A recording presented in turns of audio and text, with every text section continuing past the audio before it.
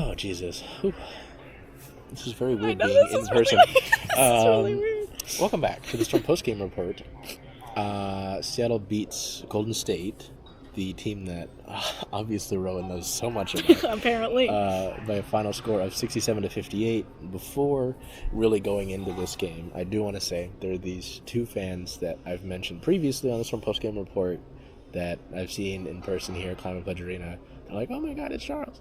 They did it again. They're usually sitting right over there towards the end of the court here. They came up and said hi to Rowan and I was just, I don't know, it's cool to see people who watch the show and talk to them in person, you know, and I was just hoping that we could give them a good post-game report to talk about.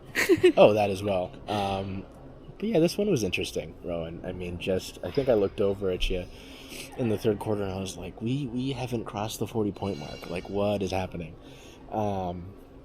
This was kind of an odd one. I mean, just, you know, it seemed initially like there would be some of the same struggles that Seattle has had against Golden State. You know, weren't getting shots to fall. It looked like Nneka had kind of a rough start to the game. She was 1 for 5, and it didn't really seem like many other players were kind of taking the charge and say, okay, I'm going to, you know, get involved here. And I think part of that was, I don't know if it by design or what, but Skylar seemed to play a lot more off the ball in this game offense, which is very weird to me. Yeah, she was a lot less of the kind of main. I feel like your eyes just immediately go to her because she's the one making the plays. Head of the snake. Yeah, exactly. Yes, but she was not that today. That was not really the energy. I mean, she attempted 10 field goals, but it felt a lot less than that. It did feel like a lot less. I mean, she still ended up, getting 10 points and 6 assists in this one. And a block. I said that to you, I think, in the third quarter. You're like, what? Who did she block? I don't even remember. I'll have to look. But, I don't know, like, I asked Nneka post-game about, you know, Coach said pregame she talked so much about energy, and she pulled out the energy is transferred and not destroyed. I'm like, I'm back in middle school again. But I asked basically, like, I was like, did you feel the positive energy, like the good energy? Because Noel basically said there's good energy and there's bad energy, specifically like with this Golden State team, like how after losses, the 2 games they played them the losses, they've talked about, you know, not coming out with that energy, not showing that hustle, whatever, the intensity. That wasn't the case today. I don't know. Before we get into, you know, like the individual talking points, just your thoughts, like literally minutes after this game is done, which is wild because it's already empty. Yeah, so we just saw Carla Lete, I think is how you pronounce her last name, just walking across the court. It's always fun to sit out here and watch. Every time I do these, I'm like, oh, there we go. Yeah, I mean, I think I was expecting this game to be as close as it was. Just as a refresher to people, the 2 losses that the Storm have had to the Valkyries in San Francisco, one was by 6 points and one was by 30, almost 30, about 30, 84-57. So, you know, but just looking at the standings, knowing what I know about Golden State, knowing what I know about the Storm, I knew that this was going to be, you know, pretty close. They're both kind of jumping around the middle high end of the standings right now. But yeah, I mean, I think we know that the Storm, like every team, kind of feeds off of that home court advantage. Had a lot of support from the screaming children today. So I wasn't super surprised by this, but what I was surprised by was the overall scoring distribution of the game. As we said, you know, Skylar Diggins did not score as much as usual. She did have 10, she did have 10 points, so she did make it into double figures, but not really until the end. Also, a follow-up on what I said earlier, she has only attempted 10 or less field goals this season. This is only the 5th time. Her lowest is 7 attempts, and then this was 10. So she did have fewer looks than usual. But yeah, I mean, I think you see Gabby 2 for 9, really, uncharacteristically inefficient for her. You know, Nneka had 22. Ezzy had 3 after just having her season high against Washington on Sunday. So it's, you know, it was a decently distributed box score, with the you know, contributions of Lexi Brown and Tiffany Mitchell off the bench, who I am excited to talk about because I think that they are both interesting things to talk about. But yeah, it was an interesting scoring situation today. And yeah, I mean, Skylar Diggins, she did finish with 10 points, but really not, she didn't get to that double figure until just the last like few seconds of the game. Yes, really. Yeah, So with the free throws. So overall kind of odd, but I'm not surprised that they won but didn't win by a ton, and that it was so incredibly close the entire game. The first two quarters, you know, they only outscored each other 1 point. So yes. Yeah, no, I mean, like, one thing, I think you and I have talked about this when we did the Storm coffee table, and just, I think, off, like, not on recorded video, like, you know that Golden State's going to play you hard. Like, they play everybody hard, they're going to hustle, they're going to do all that. And they also have great energy, They've got great energy. Seemed to be transferred was the post-game word. Yes. Noel talked about transferring good energy from practice yesterday, which, sure. Yeah, and that's not surprising. I guess the low scoring was somewhat interesting. I mean, even you had it pulled up, even in the games previously. I mean, only one team had gotten into the 80-point mark. Yeah, because 57. Jesus. Yeah. So I don't know. It is interesting, but you got to get these wins. It doesn't matter how. Like, yes, I'd like to be getting blowout wins against teams you should beat. But you know, at the end of the season, when you're just determining seeding and stuff like that and tiebreakers, it doesn't matter how tiebreakers are win. Yeah. But seeding, like, the wins matter first. So I just get some positive momentum rolling into the break, as opposed to anything else. I do want to talk about Nneka and Erica, because those are your two, essentially the closers in this run. Yes. Because I bungled the question, because I said fourth quarter when talking about Erica Wheeler when it was the third quarter. But Erica had two big threes to open up the second half, and I said, oh, okay. All right. Someone's got to start shooting the three ball well. She was the only person besides... Oh, okay. Lexi Brown did hit a second three-pointer. Didn't even realize that. Yes. So that's her first. I was looking this up with Rowan. This is her first game with multiple three-pointers since June 18th of last season, which is remarkable. And her last three-pointer was June 17th this year against LA. Yeah. So, I don't know, really big three-point shooter doing it. Yeah, I know really. people will have comments. We'll get to the bench. But just to get... You know, Nneka started off so slow, and Rowan was looking this up as well. After going 1 for 5, she made, 4 of her next 5? Yeah, I said she was, then she was 4 for 5 to be at 11 points by halfway through the second quarter. So, yeah, she bounced back. Yeah. It was quiet in that third quarter because, I mean, at least in the third quarter, it was really only Erica Wheeler, honestly. Yeah. And then came alive at the end, was really able to, we were looking at this. She was taking a lot of the elbow jumpers here in the beginning, and it's like, it's not working. Yeah. And then Noel had talked about a heavy nail presence for Golden State, and that the Valkyries love to pack the paint, and I'm like, sure, but then you're just playing into their hand by doing that. I do think it's interesting, now that I see that Gabby Williams only had 4 points, I remember that both of the 2 field goals that she did make were on that elbow, and so it seemed like that was, that must have been kind of the plan. If they pack the paint, then you gotta go for the elbow. Yeah, but I mean, coming alive at the end in the fourth quarter, getting to the basket and just ensuring, hey, I'm going to take these ones. I'm not going to take my chances with a field goal.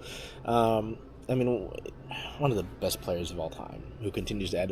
Erica Wheeler said as she was coming off of the podium post-game, she was like, Nneka breaks a record every day. Yeah. And I'm like, yeah, seemingly. Just so big to have a player like that. But also, that was what stood out to me, I guess, was Erica Wheeler in that third quarter, as, again, hitting the 2 threes, getting a layup after that for this nice little 8-point run of her own to begin the third quarter, and then the and one layup at the end of it to just kind of give some life. Because, if Erica doesn't do that, I mean, I feel like you're looking at a hole because no one else was going. You are stalling heavily in that third quarter, which is, if I remember correctly, something that we talked about last season. Yes, yep, we sure did. Yeah, I guess those two stuck out to me as Yeah. as the two players who kind of like carried you in that second half in terms sure. of getting the buckets when you need them. Anything on either of those two before I look at the bench, which is certainly not discussed by anybody. No, not at all. I mean, I will say thank you to Ariel Arsudo from now I'm forgetting. Is she King 5? From King 5, who is one of our faves. She called me out for having a little bit of a mistake in my in one of my tweets where I was saying that Erica Wheeler was that there were no starters to score in the third quarter. That was not true. Erica Wheeler is in fact a starter, but I guess my point there is just that she, is not one of the, what we would call Seattle's big three, was kind of my idea with that. Unfortunately, again, we've talked about this and it is relevant to this game that, at the beginning of the season and at the beginning of last season, it was really stressed that it was the core four. It was not the big three. But Ezi Magbegor has had some offensive struggles that we can see. She only had 3 points today, 1 for 5 from the floor. She did have a 3-pointer, which was something that we haven't seen a lot. And I was telling Charles that I think I remember that last season that was something that they said that over the off season they wanted to try and develop Ezi's 3-point shot a little bit more.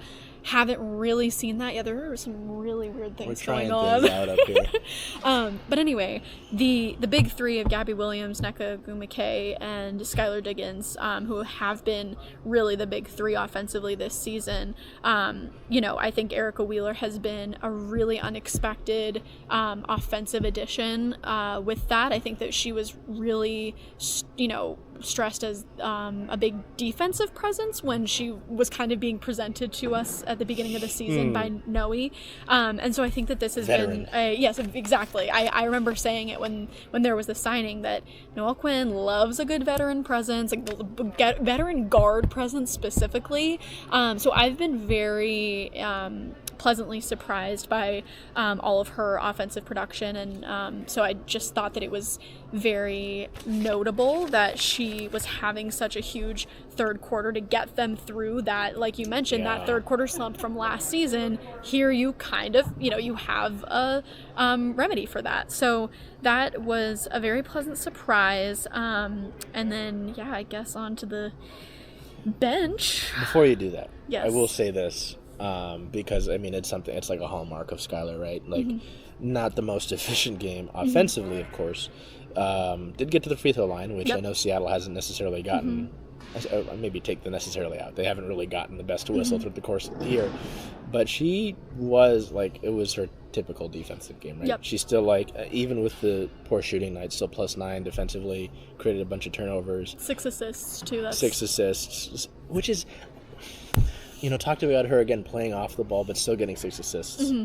Remarkable. Right. So, I don't know, still impacting the game. And you were talking about the big three. It's they show up. And even with Gabby shooting as poorly as she did, she's had 2 bad games back-to-back offensively with that Washington game. But I've talked about it so much throughout the course of the season about how many times she's led you in scoring, which is not something I would have thought from Gabby Williams. And was not the plan by any means. So, but the bench, there's a few ways. I feel like there's a few segments within the bench to look at. For sure. Lexi Brown, I will give Lexi Brown credit.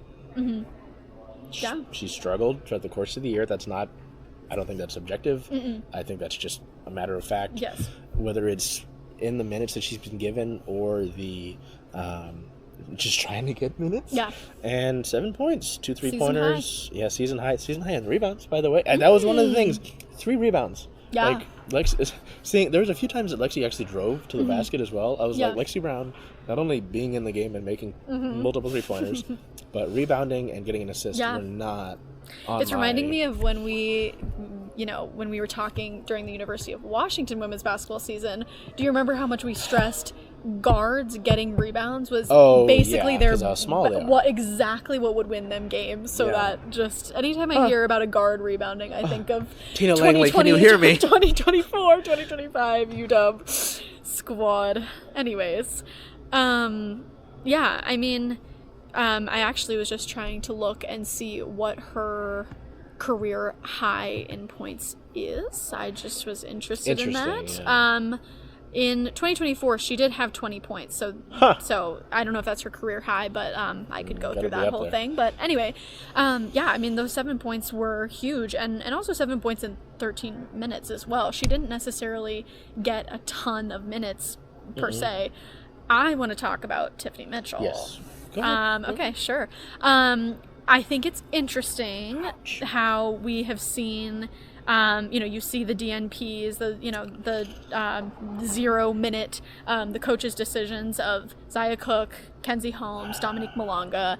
And I looked it up out of curiosity, and Zia Cook averaged around 11 minutes before the signing of Tiffany Mitchell, who both of them happen to be alums of the University of South Carolina, so that also is kind of funny.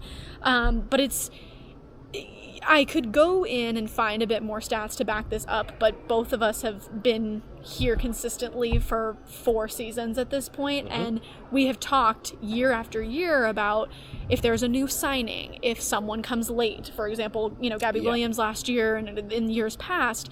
It's really interesting to see how minutes just plummet or skyrocket in a way that I just find to be very interesting because, Zia Cook, she wasn't doing anything crazy off the bench. She was, supporting, but it wasn't anything crazy.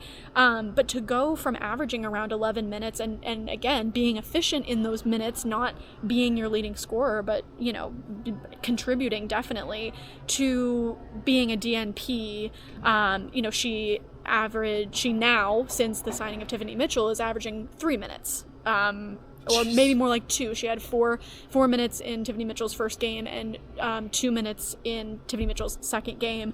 And Tiffany Mitchell, on the other hand, had 19 minutes against Connecticut and 23 minutes against Washington. So I just think it's interesting to see, Tiffany Mitchell, she's been great. 15 minutes today, 6 points. She had 12 points against Washington. That's huge. 5 points in her Storm debut. Those are all great numbers, but it is interesting to me how drastically yes the number. exactly That's a great point. And I mean, it just kind of goes into, there's a litany of reasons that people are upset about the Storm bench, right? Which is the players on it, and the caliber of contract that's on it, which I do want to mention Alicia Clark in a minute, which is difficult because, again, 2 people that grew up in this building watching Alicia Clark at times, but so it's like expensive veterans who aren't producing, a rookie that is deserving of more minutes, then it's the changes and ebbs and flows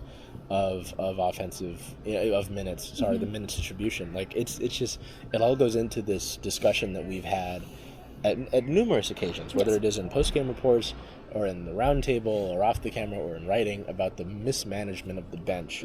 So I don't know, it's interesting. I mean, it's just, and if this was just a this year thing where it's like they're just being wonky with the bench this year, then it would be different. But it's a consistent thing with this Storm team. Like you said, great. Tiffany Mitchell has given you great minutes since being signed, since they hit the threshold to be able to sign a veteran like that. Kate Martin is practicing making a shot on just within. Oh, she's looking at us. Okay. How many did Kate Martin make today? She only had 3 points. She made 1 3-pointer. Yeah, maybe she's practicing because she missed all but one. So yes, we're watching Kate Martin, Caitlin Chen, and Veronica Burton walk across the court. And you see Kate Martin. She makes it. I was like, oh, you're one shot? Yeah, okay. It was hilarious anyway. Totally Tiffany Mitchell. Yeah. No, I think both things can exist where you can acknowledge, hey, it is good that she's getting these minutes because she's the best guard off the bench right now. But also wondering what the other distribution is, because you've got Nneka playing 36, so it's a forward. Oh, I'd love to point that out too. Gabby Williams, while we have talked about how she was not very efficient today. Good call. This is only the 3rd game this season that she has played less than 30 minutes. I believe this is her second to last amount of points. How would I word that? She's only had one other game this season where she's had fewer minutes than she has right now. Really, it's seconds. She's never gone below 29 minutes all season. Jesus Christ. So I think that's important to note. We've talked about the age of this roster in the least ageist way that we possibly can. Yeah. But I mean, it is important that, we're paying attention to the fact that the three people you have coming off the bench today, Tiffany Mitchell, Lexi Brown, Alicia Clark. Alicia Clark is the oldest active player in the league right now. You have Tiffany Mitchell, who's also a vet, and, Lexi Brown, who's also getting to veteran age. And the people that you have as DNPs are a rookie in Dominique Malonga, another rookie plus 1 year and a bit in Kenzie Holmes, and then Zaya Cook, who's in her, third? Yeah. And, I understand that this is a game that you really want to win. You already have an 0-2 record against this team. But I don't necessarily think that if that is the way that you're thinking, how do I say this in a respectful way? If that was your game plan, why would you then put in Alexi Brown, who has done almost nothing for you offensively? If you're trying to go, the same thing about Alicia. Yeah, that's true. If you're trying to go full, we want to win this game, this is all we want to do, which is what Nneka Ogwumike said in the post game, was basically that's all we wanted to do. It's interesting, and today Lexi contributed. She produced. She did what she needed to do, and I'm very happy to see that. But as you said, this is not a subjective thing. You can look at her stats and see that could have gone the complete other direction, and it feels could bit have been another lucky that 0-for-3 game. Right. So, unfortunately, I do have to now mention Alicia Clark. Because, again, it's tough. Like, obviously, she's a fan favorite. She's someone that a lot of people who have been coming to Storm games for a while, or did when it was Key Arena, will remember for, I didn't create the Eraser nickname in my brain, did I? That was like a thing. Yeah. Okay. Yes. I remember writing about it when the signing happened. I was like, this is real. Yeah. I didn't just lose my memory. But, she's just been downright ineffective offensively. I mean, no points today, didn't take a shot at all. 3 boards, an assist to steal, that's all good and fine. A +4 +- that's, again, good and fine. But when you are being paid, what? I have it on this tab. You're being paid $185,000. Which is not, in terms of WNBA contract, is not like money mind you spit on. And also, I would like to. Oh, they don't have it on here anymore. I think her hoop stats have it. I think she's being paid in the 90s, because I believe Erica Wheeler, is making over $100,000 less than Alicia Clark. Yes, Alicia Clark is 110, 185, and Erica Wheeler is making $78,000. So that's something we've talked about before. That's aside to the game that a lot of people don't really think as much. A lot of fans specifically, don't think as much about. But it definitely plays a role. You want to get your money's worth out of, the people that you sign. But anyway, what else were you going to say about Alicia Clark? It's just frustrating. I mean, and I keep going back to this. I will have to go back to, the... she hasn't... This is the third game that she has not scored. And... Oh, my God. The last time she scored was against Connecticut on July 9th, which it feels much longer ago than just a week ago. And that was 4 points. She has not scored in double figures since June 17th. Wow. What a date. Everything just goes back to my birthday. I know. I it's all because it's all you. It's me. That was when everyone decided to play basketball, I guess, against the Sparks. They should have just taken Kelsey Plum home. No, I'm kidding. It's just, obviously, yes, everyone has brought up the amount of money that she's making. That is a frustration. You could look at the roster spot, because I know we do have fans. There will be fans who comment on this because they comment on the last. I'm not saying that's a bad thing, but I know it's coming. Who wanted this Apili? It's a different forward. I get the defensive, but it was mentioned, and you were there, so if you remember it, you can help me on this.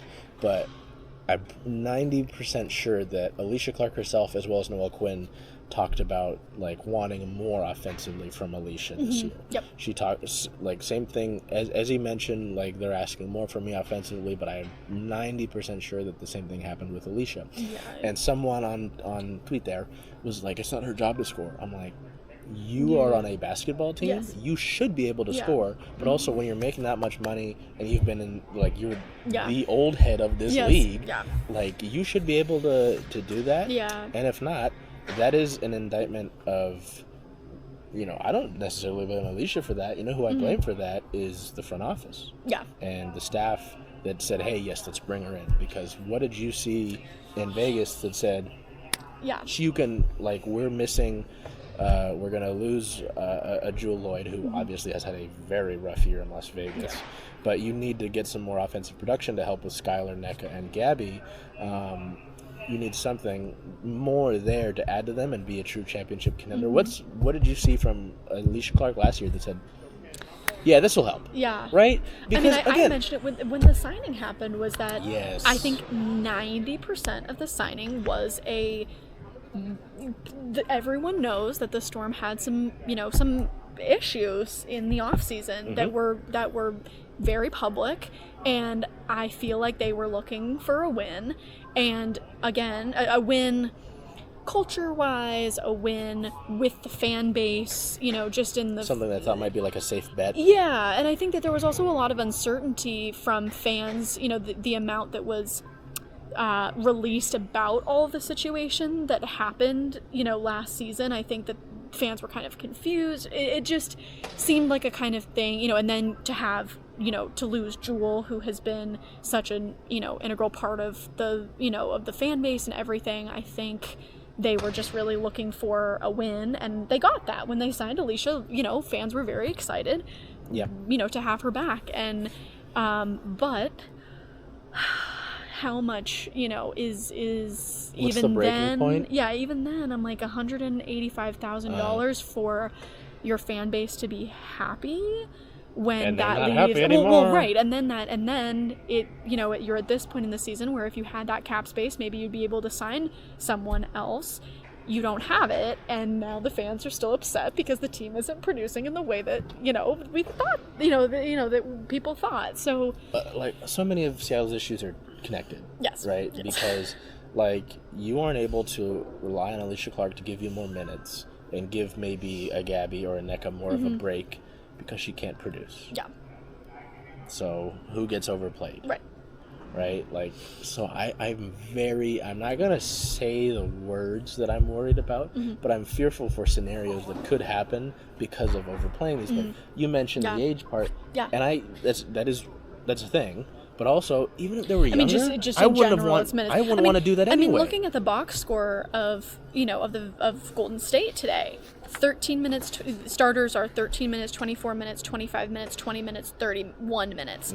Veronica Burton played the most minutes of anyone at 31 minutes, and you have, I just... You played everybody on your bench. Yeah. Crazy concept. It's a huge... Can you do that? Are you allowed to do that? I don't know. Oh gosh, that joke's not going to get old. No. But the distribution is really, glaring.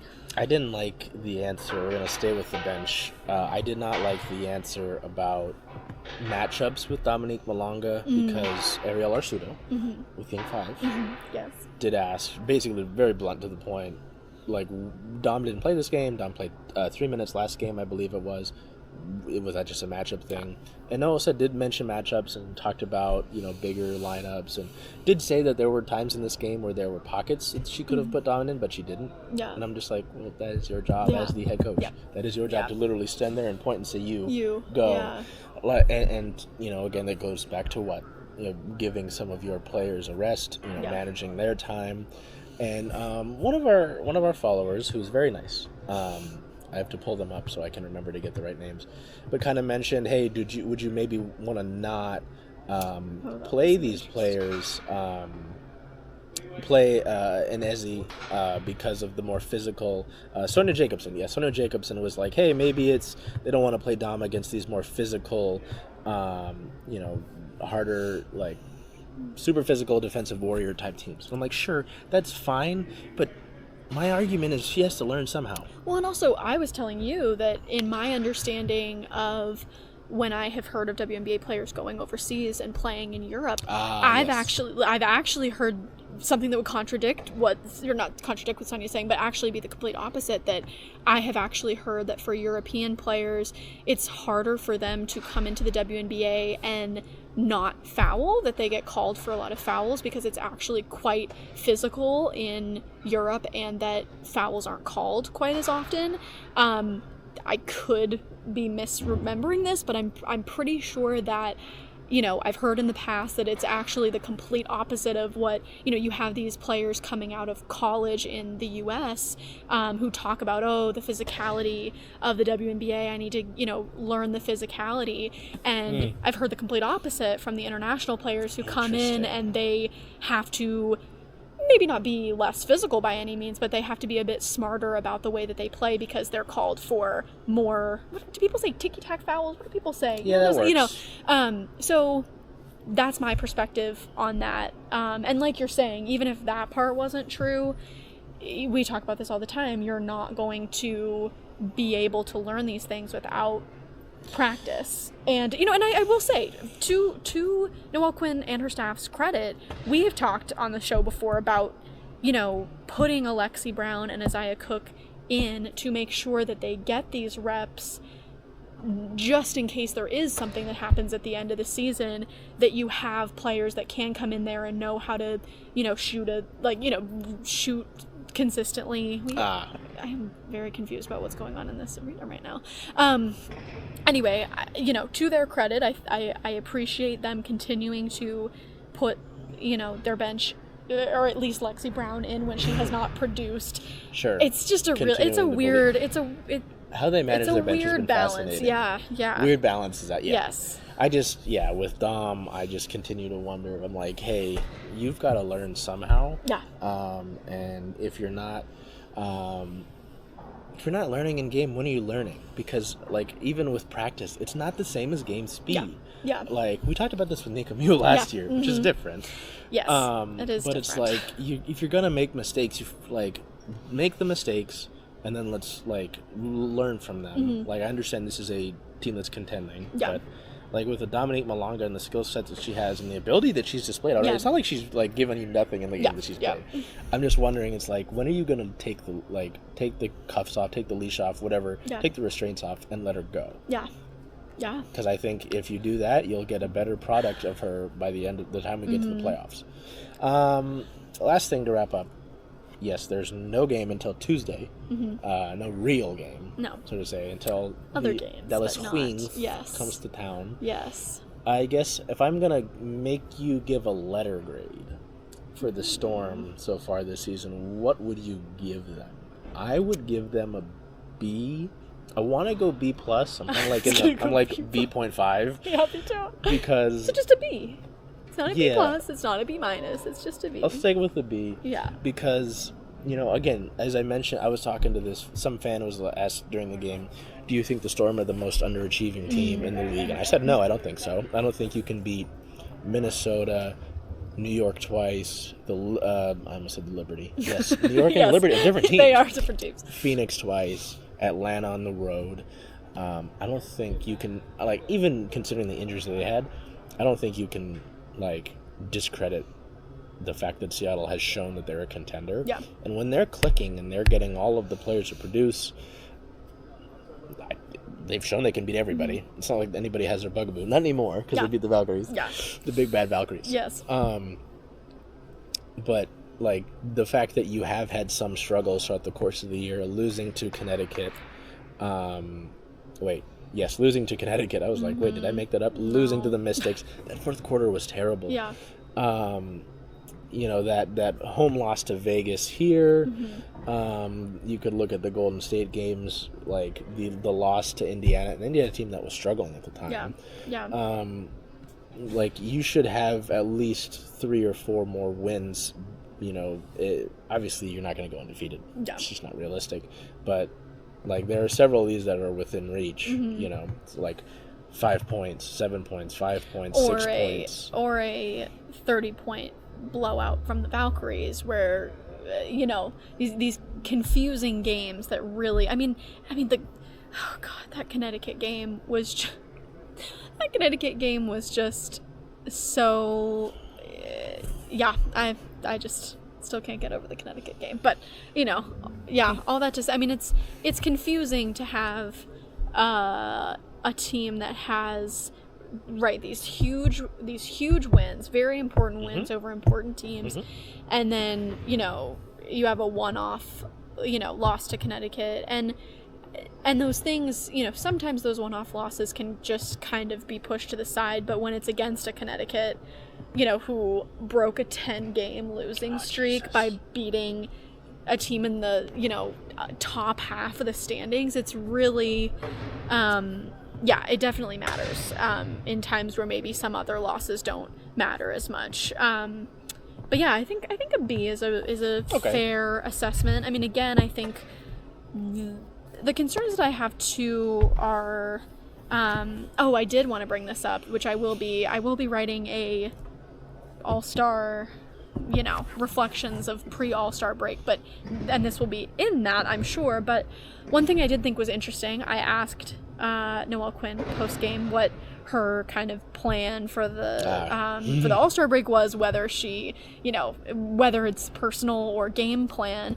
And I was interested in what you thought about it, because I also asked Nneka Ogwumike and Erica Wheeler, and the general consensus was the staff and the team is taking this really focused as a break. It is a rest. And that they rest. Need it. And it sounded like they emphasized that. Can I offer the perspective of that it is very interesting that is the focus. I don't have a problem with that being the focus, because I think sometimes, you don't need, they game plan all the time, every time. But is it possible that you might not need as much rest? You might not be so desperate for this all-star break if you were distributing your minutes That's better. A crazy thought. How would... I just really wanted to say that. And I just think that's interesting, because I think it's good. I think we've seen, we know about Noelle Quinn over the years that she has a hard time resting. Her mind is always on basketball. She literally said something verbatim. Yeah, and so I'm glad that she's having some rest time, and I'm glad that they're all having rest time, and I don't really think from a game perspective there's really much for them to be planning for. I don't think that there's a lot of, schemes and things that need to be changed, but I do think it should act as a bit of a red flag that you are so desperate for that rest 23 games in, and I think that could be a little bit more preventable. So that's my thought. It is self-inflicted. Yes. I would say. Yes. I think B is fair. I guess the only thing to end on is this nice another accomplishment that the Storm posted while we were doing this. Nneka and Sky both reached 1,000 points with the Storm today to become the second and third fastest players to score 1,000 in franchise history. Wow. Behind, not surprising. Likely. I bet it's Sue. Maybe Lauren. Wait, they said there were two people ahead? Oh, no, these are 2 and 3. So it's just the one ahead of them. I wonder who would be number... Well, we could figure that out. Just text PR. Be like, hey. So, yeah. Well, All-Star skills challenge first for Erica Wheeler and Skylar Diggins. Very kind of surprised that Gabby Williams wasn't invited. I was as I'm well. not mad at Erica. No. But kind of surprised. I was as well. Given what she can do. Yes. The French Army Live. Yes, exactly. All-Star game... As Nneka said, a Stormy will win the game regardless, even though Nafisha Collier apparently tried to trade for Gabby. Yes. And then back on Tuesday, here against Paige Beckers and the host of the Dallas Wings. And Storm legend Leah Rue. We have a running joke. Anyone who's ever put on a Storm jersey. Kayla Charles, Chantel Lavender. Chantel Lavender was very nice to me in 2022. Was. Yes, she was I was great. This wide-eyed kid starting to cover the team, and she was like, this sweet little boy. Yeah. Good for you. Kayla Charles, Storm legend. Yep. Yvonne Turner, Storm legend. Oh, you could go down the list. Steph Talbot, Storm legend. Brought up today. Ivana Dojic, Storm legend. Okay. Yes. Till we see you next time. Take care of yourselves. Be well. Do whatever you can to make today a great day. Hey, Charles. Hey, Jen. Hey. Where are you going to watch the Seattle Storm away games this year? Away games. Well, Rough and Tumble is the home of Circling Seattle Sports, so I was thinking of coming here if that's okay with you. I think that makes a lot of sense. See you all here.